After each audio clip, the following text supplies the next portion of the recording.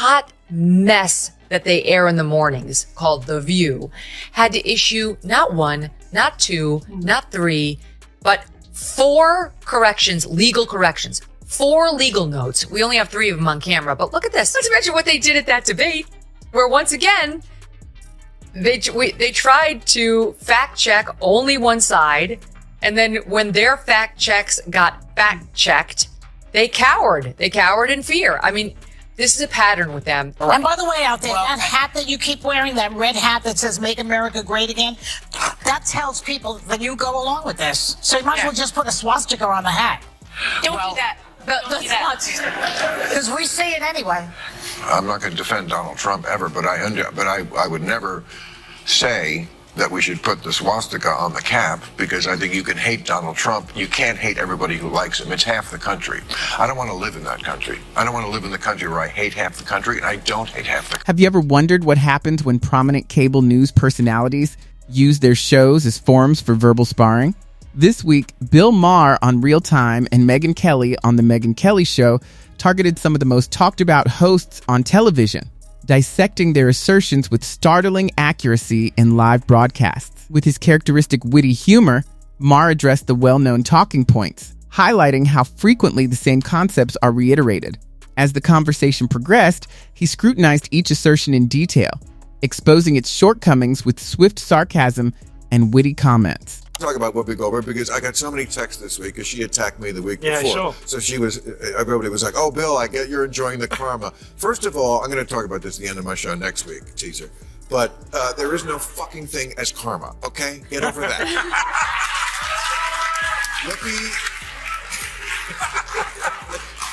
attacks me on a regular basis. She says stupid shit on a regular basis. It just happened to coincide. With surgical precision, he sliced through Joy Behar and Whoopi Goldberg's well-known sound bites, going right to the heart of their points. Megyn Kelly then followed with cool-headed reasoning, carefully analyzing Ana Navarro's evolving moral criticism and Sunny Hostin's buzzword-filled suggestions. She challenged their assertions one after another before making a final pointed point about Whoopi's inconsistent views on free speech. The impassioned speeches clips swiftly went viral on social media, with many viewers describing them as one of the toughest media criticisms in recent memory.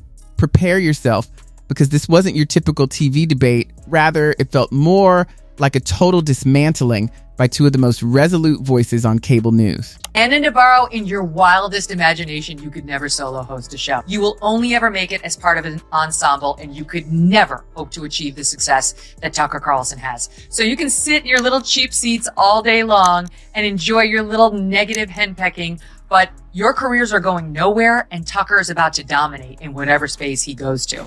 Hot mess that they air in the mornings called The View had to issue not one, not two, not 3, but 4 corrections, legal corrections, 4 legal notes. We only have 3 of them on camera, but look at this. I have another legal note. My God. Both Trump and Pam Bondi have denied allegations of a quid pro quo. I have a legal note.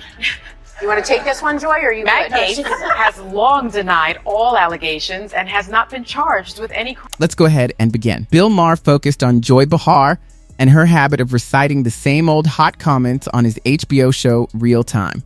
Joy, your whole routine is like that friend who shows up with reheated leftovers nobody asked for, Maher said, pausing Behar's pre-recorded piece about commonplace distractions. He said, "You roll out the same opinions expecting applause, and then you freeze like a deer in headlights when someone actually pushes back," with a note of mischievous fake compassion in his voice. Maher went on to compare her profession to a baby pool, which is shallow, predictable, and designed for novices. That's the problem in America. But There is one view, Right, and that's one clearly true opinion, and everybody else can go sit in the corner. Can we just understand that part of our sorry racial history in this country is that the point of view from a black person is often going to be very different and sometimes shocking to a white person.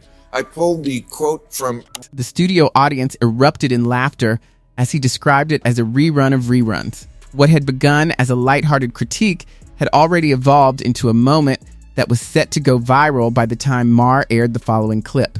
According to him, Joy Behar seemed more like an echo, repeating the same well-known ideas than a brave truth-teller. However, Maher wasn't done yet. Whoopi Goldberg was the next person he looked at. He played a clip of Goldberg opening with her well-known well, actually while still on real time.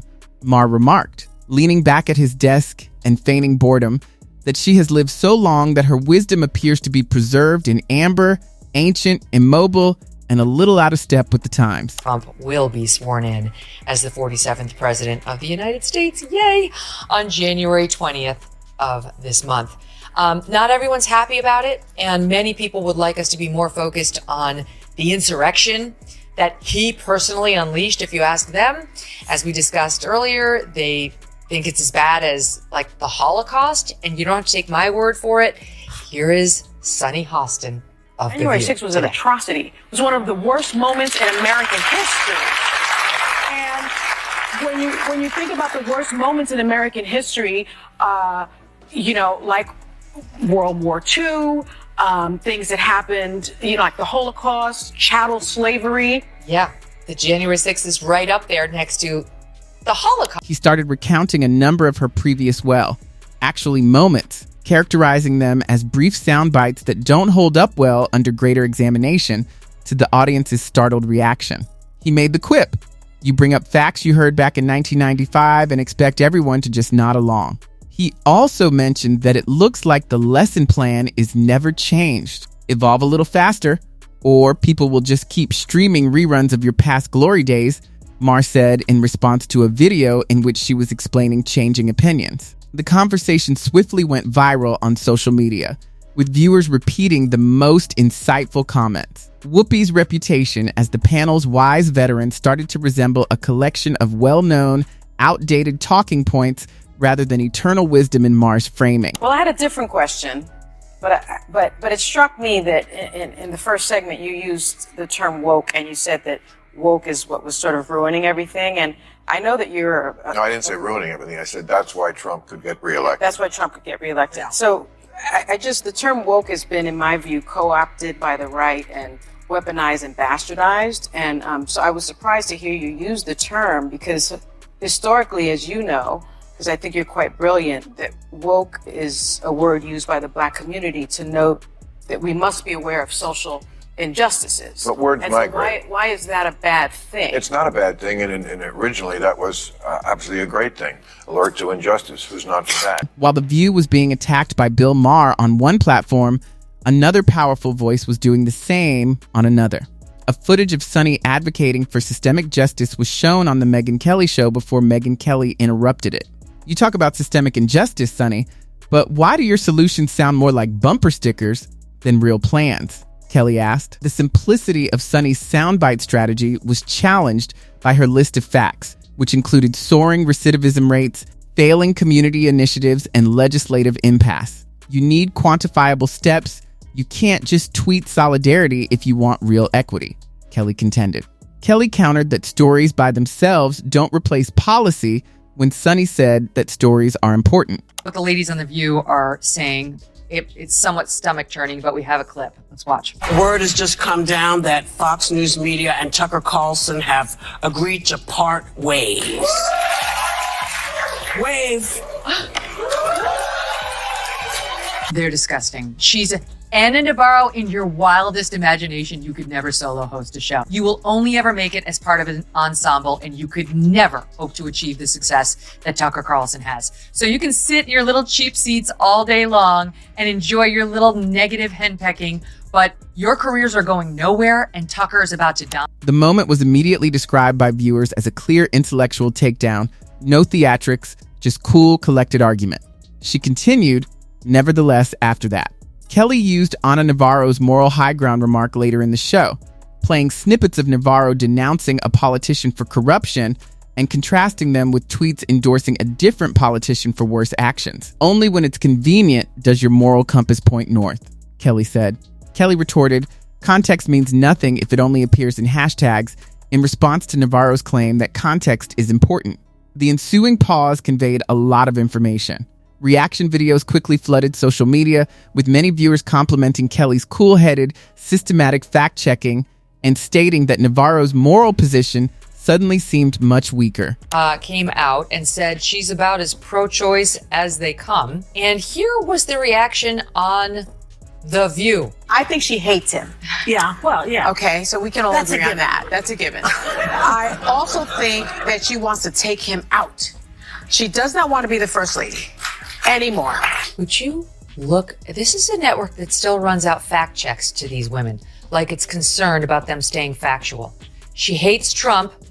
She doesn't want to be near him. She doesn't want to be president again. She destroyed the Rose Garden and she hates Christmas. That is what passes for news on a network. They did a presidential debate. Don't assume that Megyn Kelly is done. She reserved her most scathing criticism for a well-known target. She returned to Whoopi Goldberg for a final part, this time concentrating on First Amendment law. Kelly used footage from significant court cases to compare Goldberg's more defensive remarks on contentious matters with her public speeches on free speech. Is your adherence to free speech contingent upon the script you support, Kelly? Your calls for tolerance disappear when a story hits too close to home, she said, pointing out glaring contradictions between public personalities Goldberg supported and those she denounced. After a few minutes, the part began to feel more like live interrogation than commentary. Whoopi looked uneasy toward the end, and it was one of the most pointed credibility tests of the evening. Whoopi Goldberg was angry when Alyssa pointed out that Trump went to the funeral of Officer Diller. Yes. On Long Island, and Joe Biden went to a podcast. Look at Whoopi Goldberg's reaction. Choose what you like there, but for Republicans, it was good imagery. Really? One day later, yes. And I'm asking that because I was so offended because you know who showed up. Megyn Kelly and Bill Maher accomplished more than score points. They emphasized what detractors refer to as the View's dependence on tried and true narratives and safe talking points that are frequently shared on social media. The portions were commended by many viewers as instances of media accountability. Some pundits even speculated that ABC would reconsider the format of the program, possibly incorporating investigative voices or adding real-time fact checks. Online fans started picturing cross-network debates at the same time, such as Rachel Maddow and Sean Hannity, or Tucker Carlson and Joy Behar. In a world of echo chambers in the media, forthright challenges undoubtedly attract attention. YouTube is now overflowing with reaction videos, and podcasts are debating whether panel presentations can transcend monotonous discussions as viewers become less receptive to recurring debates. I'm old enough to remember when it was the conservatives who hated the Jews. Yeah. Okay. Bill Maher, who has been the standard bearer for liberalism and in many ways leftism until the woke went bananas in this last decade, but for decades, that's what this guy has represented in America. I want you to note the tone they all talk with him. I want you to look at Sonny Hostin's body language and the way they look at him and everything else. Just because he is a lefty who hasn't gone completely bananas, here they are. You may be in for a surprise if you watch daytime TV expecting comfortable and safe conversation. Megyn Kelly's cool, collected logic on her show and Bill Maher's scathing sarcasm on Real Time have elevated expectations for how media conversations might develop. According to their segments, depth is necessary for meaningful talks, and anything that doesn't swiftly fall short. The View could be able to withstand this widespread criticism, but only if it goes beyond defense and provides its viewers with more in-depth discussions. Take this as a call to anticipate more. Seek for arguments that question concepts rather than merely restating them. Tell your friends about these times if they still believe that watching television during the day is only light entertainment.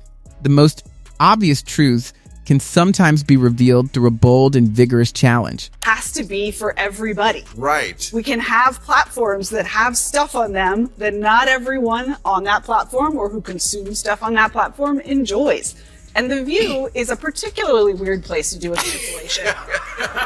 It's called The View? It's called The View. It's not called The Facts. Yeah, but isn't it interesting that it's called, I don't think they meant this when Barbara Walters invented it a long time ago, but it's The View. Well, that's the problem in America. But there is one view. Right, and one that's clearly true opinion, and everybody else can go sit in the... If you liked this breakdown, don't forget to ring the bell, subscribe, and like the video so you don't miss the next analysis of significant media events. This week demonstrated that holding public voices accountable can be both significant and persuasive, from Megyn Kelly's cool, collected demeanor to Bill Maher's witty comedy. Keep an open mind, challenge the stories you hear, and anticipate intelligent conversation from the programs you watch. Watching concepts put to the test in real time is sometimes just what viewers need. So share these videos with friends who still view daytime TV as simple entertainment. I'll see you in the upcoming video, which will include further observations, analysis, and the key moments that influence the dialogue.